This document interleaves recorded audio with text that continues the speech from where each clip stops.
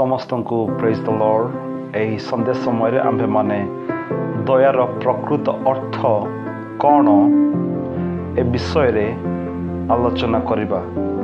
दयार प्रकृत अर्थ कौन जहा आम्भे माने पाइबा पाई योग्य ताहा पाऊ नाहु। We don't get what we deserve।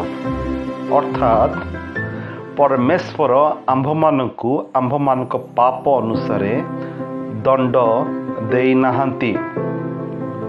परमेश्वरक धर्मशास्त्र अनुसार अर्थात बाइबल अनुसार आमे समस्ते पाप करियछु एवं पवित्र धर्मशास्त्र ए प्रकार कहे पापर वेतन मृत्यु एवं आम्भे माने मृत्युर सम्मुखीन हेबार आवश्यक थिला एवं एही मृत्यु को अनंत मृत्यु बोली कहा जाए। The separation of soul from God forever and ever। अर्थात आत्मार विच्छिन्नता परमेश्वरଙ୍କ ठारू सदा सर्वदा निमंते। मृत्युर प्रकृत अर्थ विच्छिन्नता अर्थात पृथकीकरण।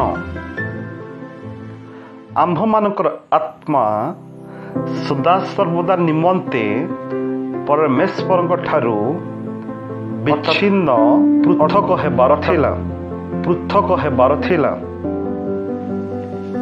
एवं अग्निमय ह्रदरे अनंत विचारर सम्मुखीन हेबार थिला। आम्भे माने विचारर योग्य थिलु किंतु ख्रीष्टଙ୍କ ठारे आमे परमेश्वरଙ୍କ ठारू दया पाई सही विचाररू मुक्त होइअछु। आम्भे माने विचारर योग्य थिलु तथापि यीशु ख्रीष्ट आम्भमानक बदल रे क्रूस उपरे क्रूसार्पित हले। से जड़े निष्पापी निष्कलंक निर्दाग व्यक्ति थिले, पाप शून्य व्यक्ति थिले। से केबे पाप करि नथिले किंतु से आम्भमानकर बदल रे से क्रूस उपरे मृत्युवरण कले। आम्भमानकु जीवन प्रदान करबा निमंते आम्भमानकर दंड को से क्रूस उपरे बहन कले। तो संध्या समय मु आपण मानकु कहिबा पाई चाहे दयार अर्थ एहा जहा आम्भे माने पाइबा पाई योग्य ताहा आम्भमानकु दिया जाय नाही। अर्थात आम्भे माने दंड पाइबा पाई योग्य थिलु आम्भमानकर पाप सकाशु किंतु परमेश्वर आम्भमानकु दंड देई नाहंती। परिशेष रे मु आपण मानकु गोटिए दृष्टांत देवा पाई चाहे। गोटिए चोर गोटिए गृह को गले चोरी करबा निमंते से जेतेबेले चोरी करुथिले सही समय हठात सही गृहर मालिक सही चोर को कैप्चर कले धरिले एवं सही चोर को सही गृह मालिक दंड देवार थिला।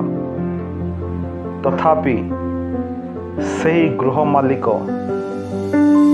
सही चोर को कौन कले से चोर को छाड़ी देले,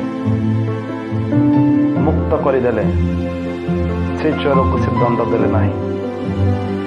यह कहा जाए दया एवं वास्तविक भाव में परमेश्वर आम्भमानकर पाप अनुसार आम्भमानकु दंड देई नाहंती। जदि आपण माने चिंता करिवे आज दिन आम्भे माने देखिया पाई योग्य नथिलु आम्भमानकर पाप सकाशु। गतकाली आम माने अनेक पाप करिथिलु किंतु परमेश्वर आम मानकर पाप अनुसार आम मानक दंड देले नहीं।